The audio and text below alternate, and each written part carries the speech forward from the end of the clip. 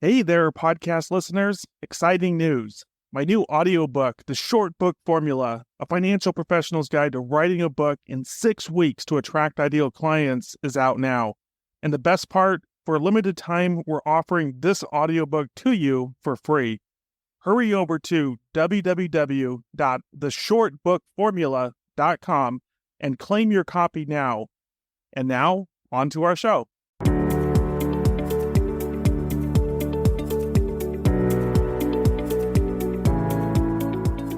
Hey everyone, this is Paul McManus, the host of the $1 Million Producer Show, and I am today here with my special guest, Josh Patrick.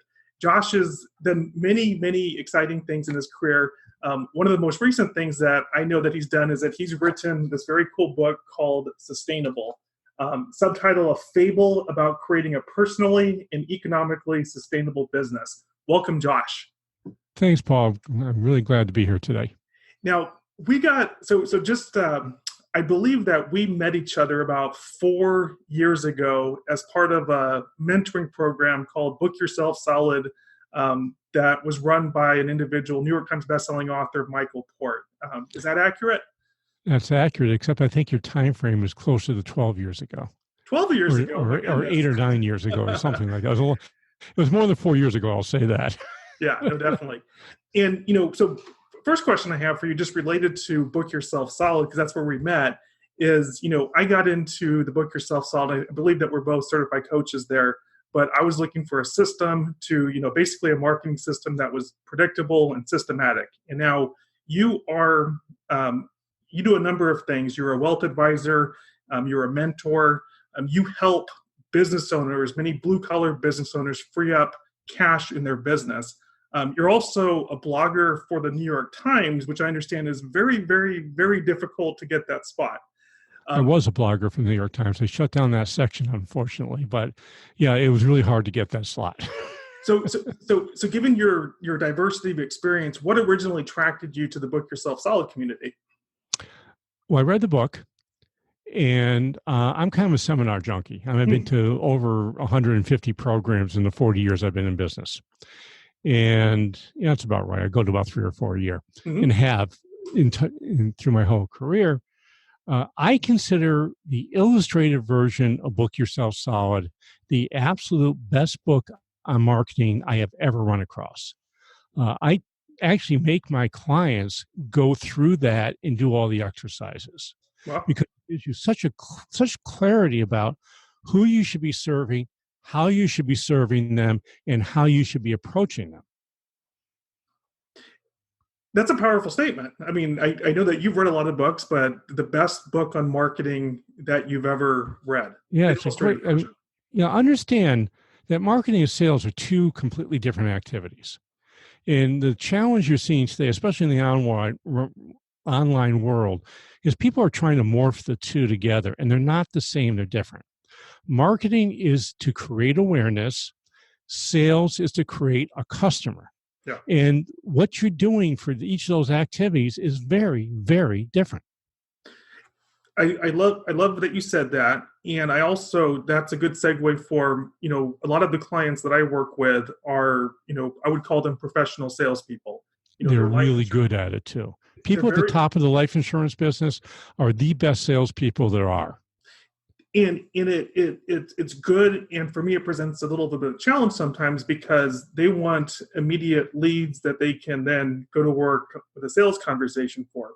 Now, that can be, in my experience, that can be effective to a degree, but as you're saying, marketing is fundamentally about creating awareness. And it doesn't always, creating that awareness is a process, there's a time investment, and it doesn't always lead, directly to a sale. There can be a time gap, or it can lead to a sale in different ways. Now, one of the reasons that I'm excited to, be having this conversation with you is that you're a very smart marketer. The first 3 years of your career, I believe you said that you were a life insurance agent. Now you're a wealth advisor.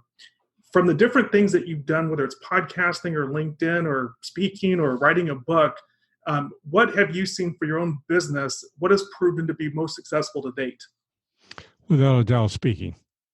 And there's a bunch of reasons around why speaking works, but in Michael's world, he would use the term know, like, and trust Mm-hmm. a lot. Yeah. Is that people won't buy from you until they know, like, and trust you. In a 1 hour talk, I can get people to know, like, and trust me. There is nothing else I can do that works as quickly as that. It's that simple. I mean, it's just, by the nature of what makes a good talk and what you put in there, you build rapport in the first 10 minutes of your talk by doing what's called an origin story. An origin story basically is, what is it about you that was really terrible that you never want to tell anybody, but you have to tell people because it's how you learn. We don't learn by doing it right. We learn by doing it wrong. Yeah. And because of my personality, which I have done it wrong more than almost anybody I ever know. So I've got lots of learning and lots of stories that fit in with my origin story. And that says, hey, you're just like me. I can be like you now. So everything you say after that says, if this guy could do it, I can do it because I'm not nearly as messed up as he is. So a couple questions I have as a result of that. And I love that, is that if you're looking to attract someone to then have you as their mentor and advisor, is there any, I understand the value of saying I'm not as messed up as he is, but is there anything that then is counterproductive there where it's like, oh my goodness, this guy's so messed up. I can't work with him. I can't have him manage my money. Well, the first 10 minutes, you're going to talk about all things you did wrong. The next 50 minutes, you're going to talk about how you fixed everything and did everything right. And what are the lessons that you learned, and how do you do things today that you wouldn't have done last year, or for me, 40 years ago. I start off my origin story. I mean, in the middle of my origin story, I talk about being the worst manager of all times. This is actually true. I would walk into the office and literally full throat scream at somebody every single day for 3 years, demeaning them, calling them idiots, saying it was all their fault, when the truth was I needed to look in the mirror.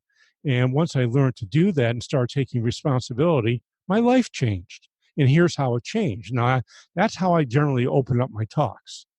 And it can go from, I learned how to hire, I learned how to put a quality control program in, I learned how to sell appropriately, I learned how to work as a team, I learned how to trust my employees, I learned how to delegate. Those are all things that all flew out of that particular part of my life, where my role model for management was my father.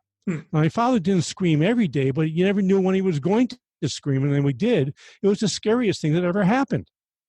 And unfortunately, he used to scream at me a lot. So some I deserved, most I didn't, but that's a different story. But at any rate, that's sort of, when you're speaking, you get to do that stuff. And when you're doing a podcast, you want to do that stuff too. You want to talk about the mistakes you've made and the lessons that you've learned from the mistakes. Because the truth is, we all make mistakes. And if I go to you, if I really want to build real long-term value between a client and myself, I want to screw something up and then fix it. Because if I do that well, you have a customer. I got to tell you this story because it just happened to me. I'm a HubSpot user. HubSpot is a marketing platform for online stuff. I've been a HubSpot user forever. Well, they went to two-step authorization, which is mostly a pain in the neck. But in this particular case, it locked me out for 48 hours. And I wasn't going to get my newsletter out on Tuesday morning. Well, there's a guy named Brian Halligan, who's the CEO of HubSpot. I sent Brian an email Sunday afternoon at 6 o'clock. By 6:30, he had responded to me with an iPhone message, sending me to his chief operating officer, who got back to me and fixed my problem on Monday morning. Now, do you think I might tell that story about 9 zillion times? Absolutely. And you think HubSpot has got an incredibly loyal customer, someone who's going to give them a lot of slack now? You bet, because they took lemons and they made lemonade out of it. They took my problem and fixed it. Now, I was always a loyal HubSpot user. I liked the platform, but now I'm in love with it. So, I mean, that's an example of, hey, they really screwed up. Yeah. And had they not fixed it, there was a good chance they would have lost me eventually, because it would have been, Sure. These guys don't care about me. But they did the opposite. Sure. And that's true for all of us. Yeah. In you said something that just stuck with me right now. Just it's how do you show someone that you care about them, right? I think for me, especially when it comes to marketing and trying to attract and convert what I describe as high value clients, I think there's a lot of components into that. One, you have to be proactive. You have to reach out. You have to create that awareness. However you do that. Two, you have to establish that you are a credible expert. You're a likable, credible expert. You're someone that they should listen to. You have to identify a problem that they have so that they want a solution for that problem. And then fourth, it's a matter of being able to establish that you have empathy and caring for them.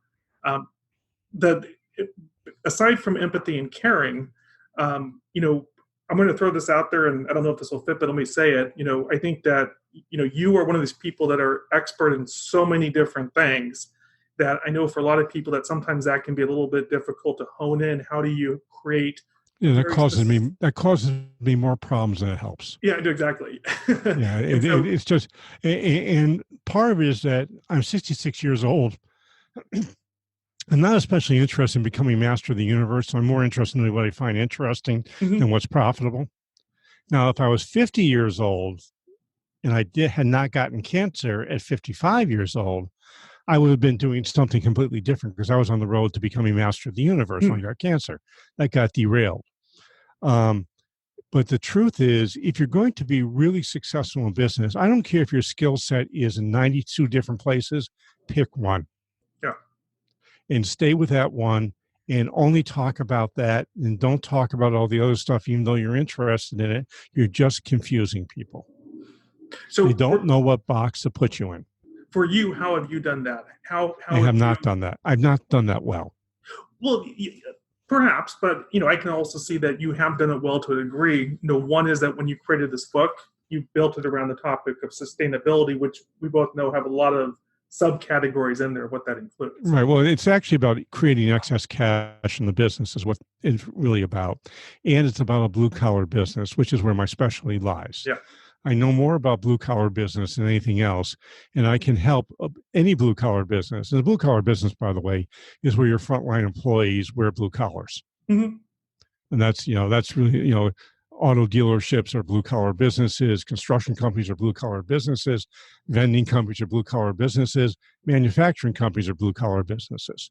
And essentially you have the issue that's the same among all is the blue collar employee. Who is very skeptical of everything that comes out of your mouth, because they always, and this goes back to a concept a guy named Dave Logan came up, which is that blue collar workers generally go to work with a belief system that the world sucks and I suck. And if I go and start doing mindset work with them, it is not going to work. They need to take action, and then I can start working on mindset. So it really is a kind of a different strategy that you pursue with different businesses, depending on where the people are in the business along the way. So I can help a blue collar business work on the four things they need to do is recurring revenue. They need to have good values and use values in a proactive manner. They've got to learn how to delegate. They've got to systematize their business, and they've got to fill the 4 buckets of profit. If they do those things well, they're going to have a very, very successful business. I know how to do that in my sleep with a blue collar business. With another business, I have to think about it for 10 minutes. I mean, I do work sometimes outside the blue collar world because I can be very effective. I mean, I worked with a wealth management firm down in Boston. When I started working with them, they made $140,000 in profit. When I stopped working with them, they made $2.4 million in profit. And so, business is a business is a business, and 80% of all businesses are the same, but most business owners don't believe it. They say, my business is different, my industry is different. And that's really not true, but that's the belief system, so you can't argue with it. That it's not really true, and at the same time, to stand out in a noisy, crowded marketplace, from your point of view, how important is that focus in terms of the market? And for you, it's blue collar, and it's to help them create more cash flow. It's incredibly important. If you want to really build a big business, and a big business, by the way, Apple is a niche business. If you look at who Apple's customers are, they're all pretty similar. They have a similar belief system about how the world should work. They don't want an open source computer system where you can, tinker with everything. They want just that you plug it in, it works, and I don't have to think about it. That's Apple's customer. And they build a whole ecosystem that allows you to do that easily.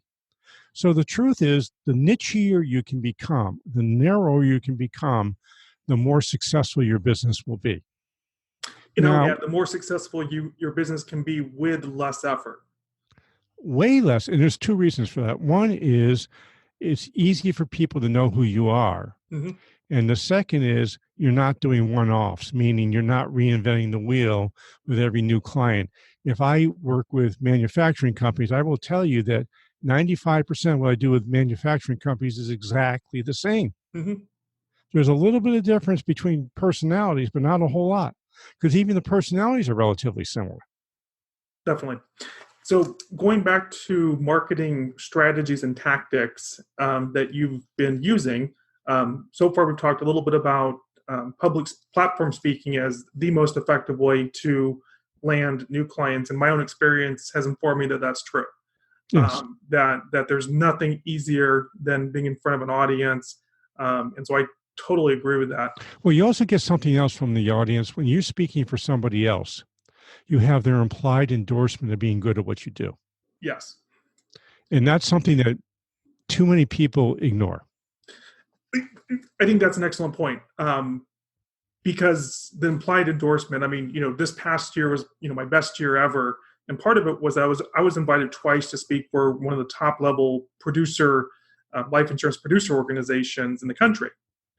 And, to your point, not only, I'm not the best speaker and I don't pretend to be, but I had the implied endorsement of the organization putting me up in front of there. And I took it a step further. Instead of me speaking and talking about my stuff or how great I am, et cetera, I brought in two of their members who were clients of me. And it was like kind of a panel discussion. And so they, essentially made the case for me. I just kind of facilitated and coordinated how it all came across. And I had a line of people outside the door. It was one of the most memorable experiences for me. Yeah, it's a great way to do it. There is not a better way to get customers. For me now, from everything that I've seen, I've been studying, very intensively online marketing for the past 4 to 5 years. My whole business is online marketing now, primarily LinkedIn, although I do, dabble in other things. One of the things that I'm now putting a much more increased focus on for myself as well as my clients is podcasting. Podcasting to me is one of the most effective ways to build relationships with people that you want to build relationships with, sometimes that they might be difficult to start a conversation with because they have to see the value in it. And then third, you're creating incredibly powerful content that is very high converting for your listeners and other audience. Can you share what your experience to date with podcasting has been? Yeah, podcasting allows you to get people to have conversations with you who would never have a conversation otherwise. It's sort of like when I used to write for the Times, I would send an email to someone and say, "Hi, I'm a blogger for New York Times. I'd like to talk to you about XYZ." 100% of the time, people would say, "When can we talk?" Now, you're writing for the New York Times. It's going to get them national publicity in front of millions and millions and millions of people. They're talking to me. The interesting about podcasting is my yeses aren't a lot less by podcasting, even though only a couple of hundred people listen to each episode that we do. So for whatever reason, and I'm not quite sure what it is, when people ask to be on your podcast, they see it as being something that's a real compliment to them. And you're going to have a chance to have a conversation with them. And the way you did it, you did a pre-interview with me. Mm-hmm. And if I was someone you were trying to sell, you might focus that pre-interview a little bit on, here's something what's your biggest challenge you're facing? Sure. And if it fits, you might give an answer to that and saying, hey, this is something we might want to talk about afterwards. Yeah. That's one thing. The second thing is it gives you legitimacy. Just because you have a podcast, it automatically gives you legitimacy. And the third thing, which is the real power of podcasting, it becomes easy to get on other podcasters' shows. And you get exposed to their audience, which is not your audience, and you get to build your audience as a result of that. totally agree with everything that you said. Can you tell me a little bit more about, for someone listening to this and maybe hasn't started a podcast for themselves, or maybe hasn't been a guest on someone else's podcast? Would you recommend that they start by hosting their own podcast, focus more on being a guest, or a combination? Well, that's a good question. If if I want to use my podcast only to create new customers, I would focus on being other people's podcasts. But I would also focus on having an offer that would get people to take action. And a simple offer that'd be easy for people to get to take action, because without that, they're not calling you. Sure. And by the way, when you're a guest on someone's podcast and they say, gee, how can you contact them? Give me your phone number. It's not a secret. Let them call you. If I'm building a podcast to create legitimacy, the know, like, and trust sort of thing, then I want to do my own podcast because I want to have a home base that people can visit with me every week or every 2 weeks. Now, if you're going to do a podcast, you have to be regular about it. You can't do it, Monday this week and then 3 weeks on Thursday. Mm-hmm. Like our podcast goes out every Monday at 6 a.m. Eastern Standard Time or Eastern Daylight Time, depending on 6 a.m. Eastern Time every Monday. I've been doing it for close to 5 years now. And we're in the process of changing the name of our podcast. It used to be called the Sustainable Business Radio Show, and people were getting confused whether they're talking about economic sustainability or environmental sustainability. Most people thought environmental sustainability. Now, I have a program called Cracking the Cash Flow Code, which we started about 6 months ago. So we're changing the name of the podcast to Cracking the Cash Flow Code, because that's what blue-collar business owners really want to do. In fact, I would submit that's what all business owners want to do. They want to crack the code on how to create enough excess cash to fill the 4 areas of profit in their business. So that's why I'm changing the name. Very cool. And it's I love that. And, sustainable is great, but, you tested it, I guess, in the marketplace, you've got the feedback, and now you're being a little bit more specific to what your audience resonates with more immediately. So a couple things. One is that I'd love to know who are some of the most impressive podcast guests you have. I know that I've been on the show twice, and so, feel free not to mention me. And then also I'd love to ask, you taught me back in the Book Yourself Solid mentoring program days, there was something, you had done a seminar there for the group, and there was something that really stuck with me that you said, and it's been one of my guiding principles since then, which is fail fast, fail cheap. Fail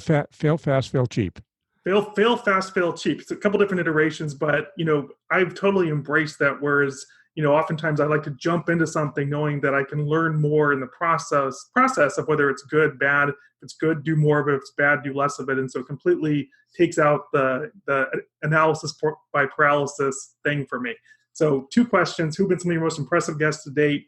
And, if there's any advice that someone, advisor has that wants to do a podcast, is there any tidbits that you would share with them? Sure. First of all, I'll do the second one first. Okay. Go for a 70% solution. If you wait till you're 99.9% ready to do your podcast, you're never going to launch. Get it to 70%, make some mistakes, learn from your mistakes, make it messy. No one's going to really care, because your first few podcast episodes nobody's listening to except your wife and your mother anyhow. So don't worry about getting it right. Just get it started. And you're going to learn from that, because you're going to find that people will approach you to be on your podcast. You're going to figure out that, gee, I don't know how to get a good guest. So you're going to get a good intake form. You're going to say, I'm spending too much time on this stuff. How do I systematize it? You need to have systems. I mean, my entire weekly or per episode investment in a podcast is 25 minutes. 2 minutes to say hi to the guest, 23 minutes to record it, and then it goes off to the people who actually make it into something that's consumable. So it's a very, very, my process is very fast, very simple. I can record 2 or 3 episodes in a day and still get a lot of other stuff accomplished. Be regular about your podcast. That's a really important thing. It's the 70% solution is just, that's true, by the way, for anything that you do. I tell people, forget trying to get it 95%, 99% right. You'll never launch. 70%, 65%. In the software world, they call it a minimally viable product. Yep. What is the minimally viable product you can put out that shows it's got some value, but isn't especially good yet? Yeah. For example, I've been doing videos now, a weekly video for 2 years. And if you go back and look at my early videos, they are downright embarrassing. But if you look at my videos today, they're pretty good. And it's because I basically said, I'm going to start and let's see where it goes. Now, I'm a guy who's a ready, fire, aim sort of person. Sure. Is that, I don't really care about getting it right 100%. I think, 99% right is fine. I'm actually okay when I write to have spelling errors. Most people don't catch them. Just the grammar Nazis do. And grammar Nazis are not going to be my clients anyhow, so I don't really care. Best guess.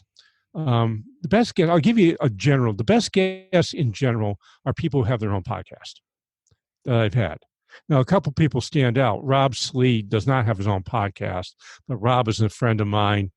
Some people listening to this might know who Rob is. He's written several books, probably one of the smartest people I know. Extraordinarily entertaining. I can just wind Rob up, ask him one question, off he goes for 25 minutes. Although we actually do have conversations now. Mike McCallowitz, who's the author of Profit First, has been on my show a couple of times. He's been he's a great guest. He's so much fun, first of all. And you want someone who likes to have fun and doesn't take themselves too seriously. That's a good thing. Somebody who's willing to tell funny stories or embarrassing stories about themselves are good. I had Michael Porter, I think, on our show at least once. He was good. I recently had Steve Farber on. Steve just wrote a new book. He's been great. Walt Hampton. I've had Walt on a couple of times. Walt has been great. Actually, if you go and you Google episode 200 on my podcast, which is at sustainablebusiness.co, my sound editor and I did our favorite podcast of the first 200 episodes. Okay.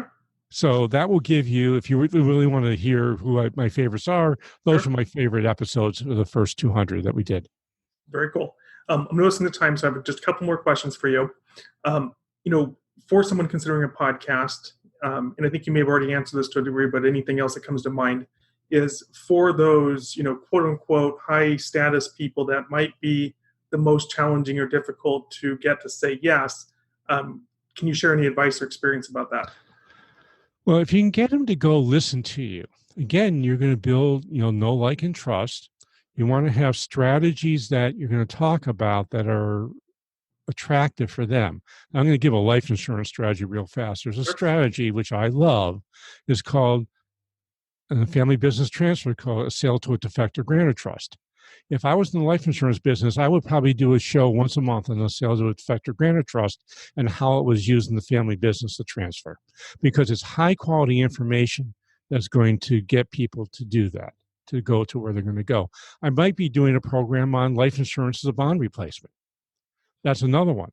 I might do programs if I'm looking at people who are family offices. I might do stuff on private placement life insurance, because that's going to get to there aren't many people talking about this sort of stuff.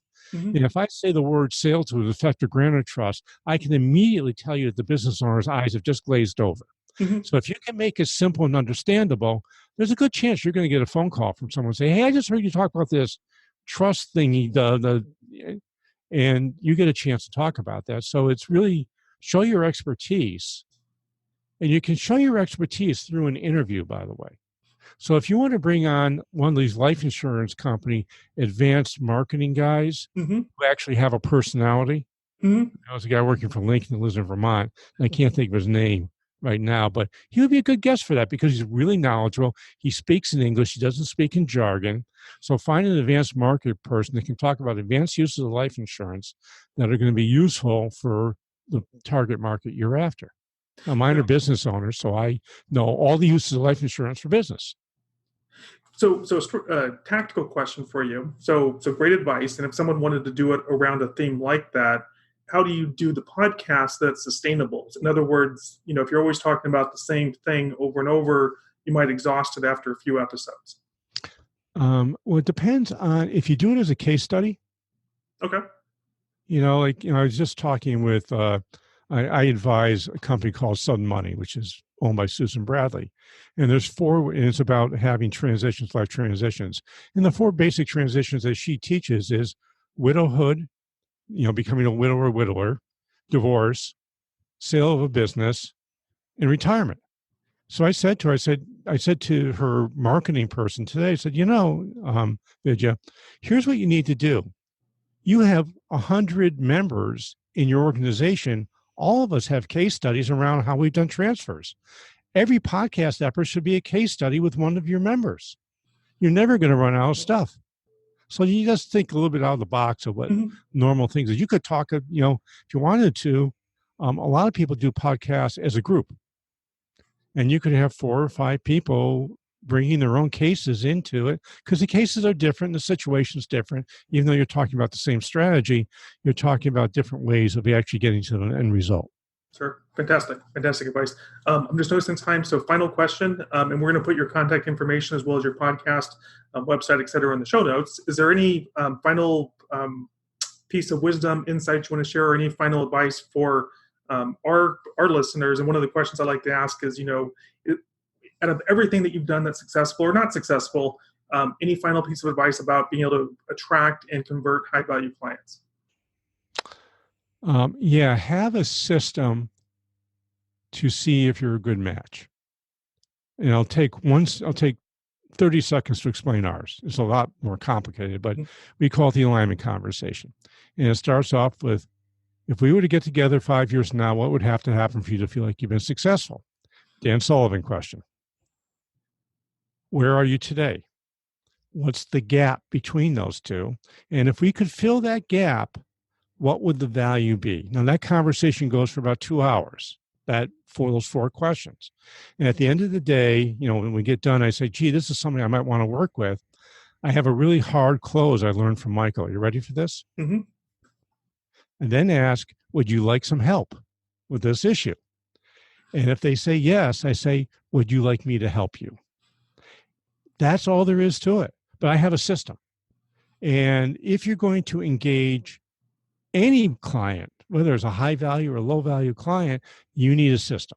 Yeah. Now that's a one-on-one sort of thing. And I'm working on one-to-many right now, which is really a different thing. But for one-to-one, when I do a one-to-one sale, and our consulting is $60,000 or more a year. So it's not cheap, but essentially that's how we sell it. Very cool. Josh, thank you so much for being our guest today on the $1 Million Producer Show. We appreciate your time and for sharing your insights and wisdom with us. My pleasure. Thanks a lot for having me.